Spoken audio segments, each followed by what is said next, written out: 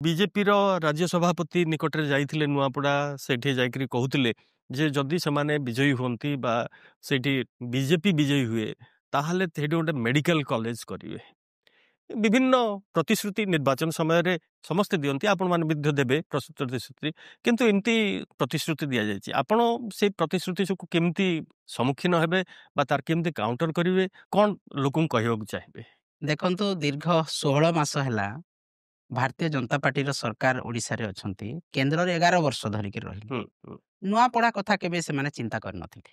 ଏବେ ନିର୍ବାଚନ ଏବେ ନିର୍ବାଚନ ସମୟରେ ନୂଆପଡ଼ା କଥା ଚିନ୍ତା କରୁଛନ୍ତି। ଆମେ ଏଇ ଦେବୁ ସେଇ ଦେବୁ ଆଜ୍ଞା 16 ମାସ କାଳ ଆପଣ ତ ଗୋଟିଏ ଇଟା ଥୋଇ ନାହାନ୍ତି ସେଇଠି। ଓକେ ଯେତେବେଳେ ନବୀନ ପଟ୍ଟନାୟକ ମହୋଦୟ ସମସ୍ତ ପ୍ରକାର ସୁବିଧା ଜନସାଧାରଣଙ୍କୁ ଦେଲେ ହୁଁ ବିଏସ୍କେୱାଇରୁ ଆରମ୍ଭ କରି ଲୋକଙ୍କ ରାସ୍ତାଘାଟରୁ ପାନୀୟ ଜଳ ସବୁ କଥା କଲେ ଆପଣ 16 ମାସ ଭିତରେ ଗୋଟିଏ କାମ କଲେ। बीजेपी आयुष्मान कार्ड ଦେଇଛି ଆୟୁଷ୍ମାନ କାର୍ଡ ଦେଲେ ମଧ୍ୟ ଆଜ୍ଞା ସେ ଆୟୁଷ୍ମାନ କାର୍ଡ ଆପଣ ଦେଖିବେ ଯୋଉ ନୂଆପଡ଼ା ଜିଲ୍ଲା କଥା ହଉ ଓଡ଼ିଶା ସାରା କଥା ହଉ ସବୁଠୁ ବିଫଳତମ ଯୋଜନା ହଉଛି ଆୟୁଷ୍ମାନ କାର୍ଡ।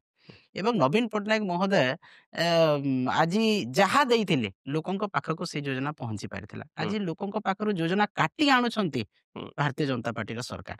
ଏବଂ ଆଜି ସବୁଠୁ ବିଫଳ ସରକାର ହଉଛନ୍ତି ଓଡ଼ିଶାର ସରକାର ଭାରତବର୍ଷର ସରକାର। ହୁଁ ଆପଣ ମାନେ ମହିଳା ଅସୁରକ୍ଷିତ ହୁଁ ଆପଣ ମାନେ ଦେଖନ୍ତୁ ଗୋଟିଏ ଦିନରେ 15 ଜଣ ମହିଳା ଦୁଷ୍କର୍ମର ଶିକାର ହଉଛନ୍ତି।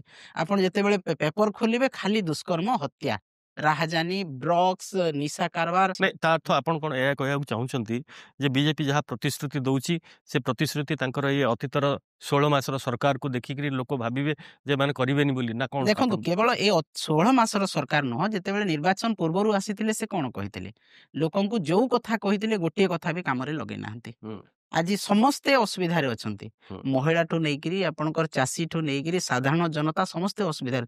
ଆପଣ ଦରଦାମ ବୃଦ୍ଧି କଥା କମ କରିବୁ କଥା କହିଲେ କରିପାରିଲେ ନାହିଁ। ହୁଁ ଆପଣ 300 ୟୁନିଟ୍ ମାଗଣା ବିଜୁଳି ଦେବୁ ବୋଲି ଆପଣଙ୍କର ବଡ ବଡ ନେତା ଚିତ୍କାର କରିକିରି କହୁଥିଲେ ତାହା କରିପାରିଲେ ନାହିଁ। ଆପଣ ସୁଭଦ୍ରା ଯୋଜନାରେ 50,000 ଟଙ୍କା ଦେବୁ ସମସ୍ତଙ୍କୁ ମହିଳାମାନଙ୍କୁ ଦେବୁ ହୁଁ ତାହା କରିପାରିଲେ ନାହିଁ। ଆପଣ 5,000 ଟଙ୍କା ଦଉଛନ୍ତି 5,000 ଦେଲେ 10,000 ଏବଂ ଦଉଛନ୍ତି ସମସ୍ତଙ୍କୁ ଦଉନାହାନ୍ତି। ହୁଁ ଯୋଉ ମହିଳାମାନଙ୍କୁ ଦେବା କଥା ସେ ସମସ୍ତଙ୍କୁ ବୋଲି କହିଥିଲେ ସମସ୍ତଙ୍କୁ ଦେଲେ ନାହିଁ।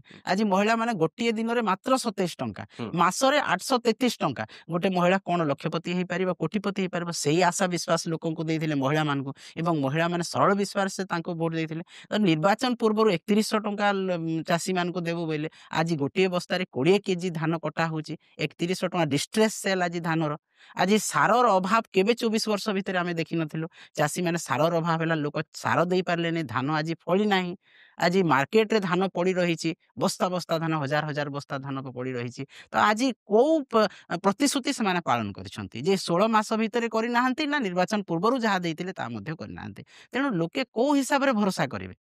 ହୁଁ କେବଳ ଆପଣ ଡରେଇ ଧମକେଇ ଲୋକଙ୍କୁ ଯାଇକି ସେଇଠି ଆପଣଙ୍କର ପତିଆରା ଦେଖେଇ ଯଦି ଛତିଶଗଡ଼ରୁ ଆସିବେ ଲୋକ ବିଜେପିର ଲୋକ ଓଡ଼ିଶାରୁ ଯିବେ କେନ୍ଦ୍ରରୁ ଆସିବେ ମନ୍ତ୍ରୀ ଆସିବେ ନେତା ଆସିବେ ଲୋକ ପ୍ରଭାବିତ ହେବେ ନାହିଁ ଆଜ୍ଞା।